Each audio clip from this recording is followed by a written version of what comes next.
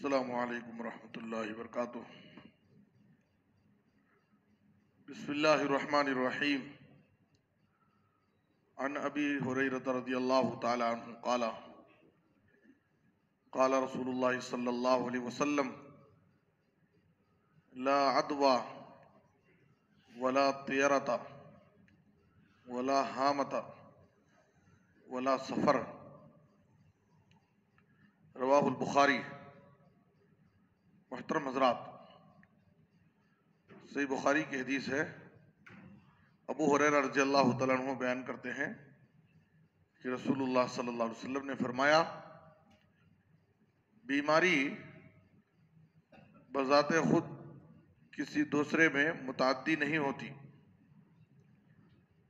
اور بدشگونی لینا صحیح نہیں ہے، نحوست لینا، بدشگونی لینا یہ صحیح نہیں ہے، اور الو پرندے سے نحوست لینا اس کی بھی کوئی حقیقت نہیں ہے، یہ بھی صحیح نہیں ہے، یہ جاہلی عقیدہ ہے۔ ولا سفر، اور ماہ سفر کو، سفر مہینے کو منحوس سمجھنا یہ بھی صحیح نہیں ہے، اس کی بھی کوئی حقیقت نہیں ہے، یہ سب لغو باطل خیالات ہیں، جاہلی عقیدہ ہے۔ زمانے جاہلیت میں سفر کے تعلق سے، سفر مہینے سے متعلق ان کا عقیدہ تھا کہ یہ منحوس مہینہ ہے۔ آج بھی بہت سارے مسلمانوں میں اس قسم کے عقائد پائے جاتے ہیں کہ سفر کے مہینے میں وہ خوشی کے کوئی کام نہیں کرتے ہیں، تقریبات منعقد نہیں کرتے ہیں، شادیاں نہیں کرتے ہیں، یا نئے جوڑے کو ملنے نہیں دیتے ہیں،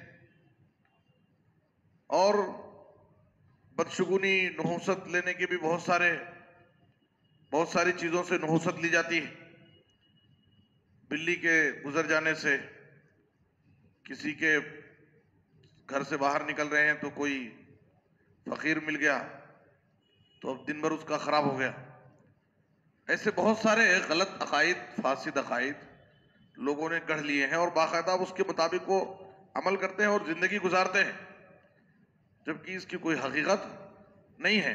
نبی صلی اللہ علیہ وسلم نے فرمایا، الطیرۃ شرکن، الطیرۃ شرکن، 3 مرتبہ کہا، بدشگونی لینا یہ شرک ہے۔ عرب کے لوگ جب سفر پر جاتے تو جانے سے پہلے بدشگونی لیتے، پرندے کو اڑا کر کے۔ اگر پرندہ اڑائے سیدھے طرف اڑ کر کے گیا تو سمجھیے کہ نیک فال ہے، سفر کر سکتے ہیں۔ اگر پرندے کو اڑائے اور بائیں طرف اڑ کر کے گیا تو سمجھیے کہ یہ برا فال ہے، بد فالی۔ تو ایسے عقائد تھے، آج بھی ایسے عقائد ماننے والے لوگ ہیں۔ تو نبی صلی اللہ علیہ وسلم نے 3 مرتبہ کہا، الطیرۃ شرکن، بدشگونی لینا یہ شرک ہے۔ اور آپ صلی اللہ علیہ وسلم نے فرمایا، لیس منا من تطیر او تطیر له او تکہن او تکہن له او سحر او سحر له۔ آپ نے اس شخص سے لا تعلقی کا اظہار کیا ہے، برات کا اعلان کیا ہے۔ ایسے شخص کا ہم سے کوئی تعلق نہیں ہے جو بدشگونی لے یا اس کے لیے بدشگونی لی جائے، جو کہانت کرے یا اس کے لیے کہانت کی جائے، یا جو جادو کرے یا اس کے لیے جادو کیا جائے۔ ایسے لوگوں سے نبی صلی اللہ علیہ وسلم نے برات کا اعلان کیا، ان کا ہم سے کوئی تعلق نہیں ہے، یہ نبی صلی اللہ علیہ وسلم کے طریقے سے ہٹ کر زندگی گزار رہے ہیں، یہ اسلامی عقیدہ نہیں ہے۔ اور آپ صلی اللہ علیہ وسلم نے فرمایا، من ردتہ الطیرۃ فقد اشرک۔ بدشگونی کسی کو کسی مقصد سے، کسی کام سے اگر روک دے تو سمجھیے کہ اس نے شرک کر لیا۔ ایک آدمی پختہ ارادہ کر کے پوری تیاری کے ساتھ سفر پر نکلا، اچانک اس کے سواری کے سامنے سے کوئی بلی گزر گئی، کوئی پکار دیا۔ اب اس کی وجہ سے اگر آدمی سفر سے واپس آ جائے، وہیں سے لوٹ جائے، یہ سوچ کر کے کہ اب میں اپنے مقصد میں کامیاب نہیں ہوں گا، میرا سفر کامیاب نہیں ہوگا، یا آگے کچھ حادثہ ہو سکتا ہے، کچھ نقصان ہو سکتا ہے، تو اگر بدشگونی نے اس کو اس کے مقصد سے روک دیا تو اس کا مطلب یہ ہے کہ وہ اس عقیدے پر قائم ہے اور اس پر وہ عمل کر رہا ہے، اس کو مؤثر سمجھ رہا ہے۔ تو نبی صلی اللہ علیہ وسلم نے کہا کہ اس نے شرک کیا، یہی شرک کا کام ہے۔ ان سارے عقائد کے تعلق سے ہمیں بنیادی بات جو سمجھنے کی ضرورت ہے کہ نفع اور نقصان کا مالک صرف اللہ تعالیٰ. کوئی بھی چاہے جانور ہو، بلی ہو، یا کوئی ولی ہو، بزرگ ہو، بزرگوں سے متعلق بھی جو اس قسم کے شرکیہ عقائد آج سماج اور معاشرے میں پائے جاتے ہیں، ان سب کی وجہ کیا ہے کہ ہم نفع اور نقصان کا مالک صرف اللہ کو نہیں سمجھتے. ہر چیز کا مالک اللہ ہے. کوئی بھی مصیبت، کوئی پریشانی، کوئی حادثہ، کوئی نقصان اللہ کی مشیت کے بغیر نہیں ہو سکتا ہے. سفر کے مہینے میں شادی نہیں کرنا سکسیس نہیں ہوگا، وہ رشتہ کامیاب نہیں ہوگا.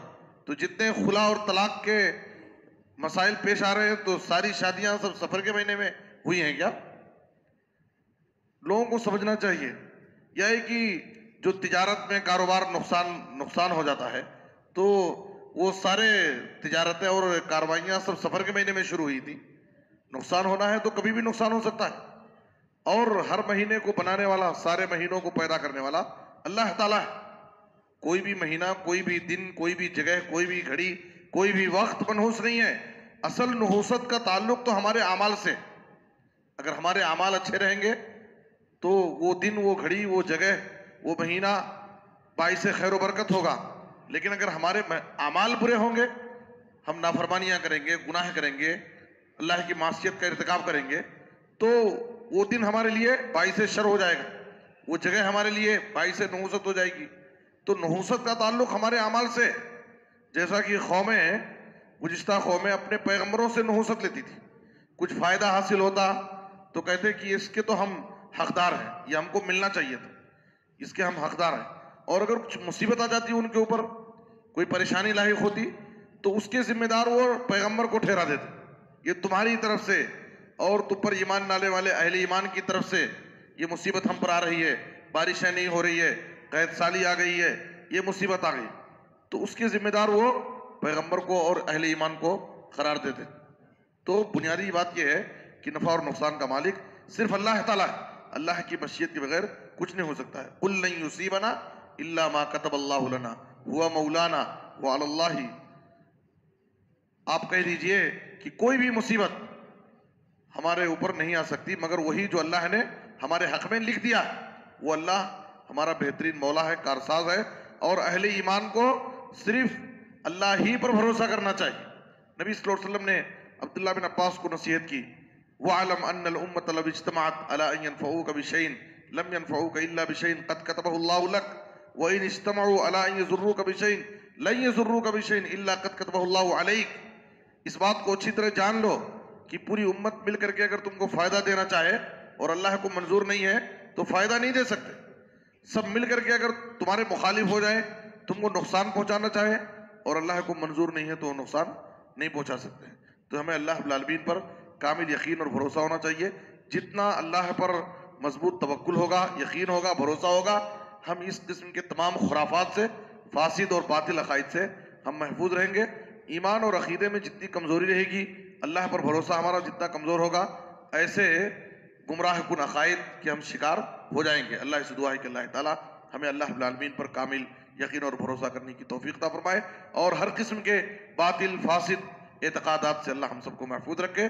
آمین. وصلی اللہ علی نبینا محمد وآلہ وصحبہ اجمعین.